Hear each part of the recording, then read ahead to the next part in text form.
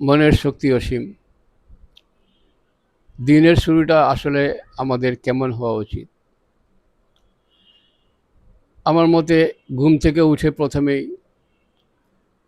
আপনি একটি কৃতজ্ঞতা প্রকাশ করবেন এইভাবে যে, আমার জীবনের সাথে একটি নতুন দিন যোগ হয়েছে।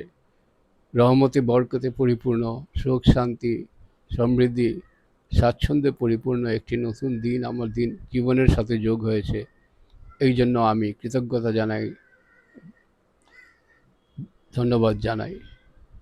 এইভাবে দিনের শুরুটা হলে দেখবেন যে আপনার মিজাজ মর্জি সারাদিন খুব ভালো থাকবে, নিজেকে ফুরফুরা মনে হবে।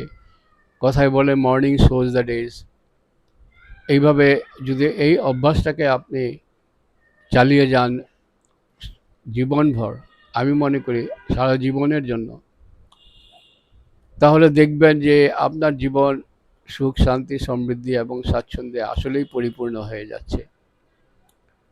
একটি অভ্যাস শুধু অভ্যাস নয়, এই অভ্যাসের সাথে আরও বহু কিছু জড়িয়ে থাকে। এটি একটি ইতিবাচক অভ্যাস এবং এই অভ্যাসকে আপনার দৈনন্দিন জীবনের অংশ করে ফেলুন। অন্য সময়ের প্রার্থনা তো আছেই, সেটা থাকবেই সব সময়।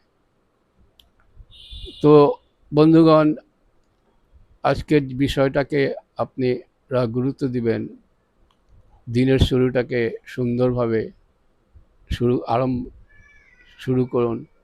দেখবেন জীবনে সুখ শান্তি সমৃদ্ধি স্বাচ্ছন্দ্য সবই চলে আসছে।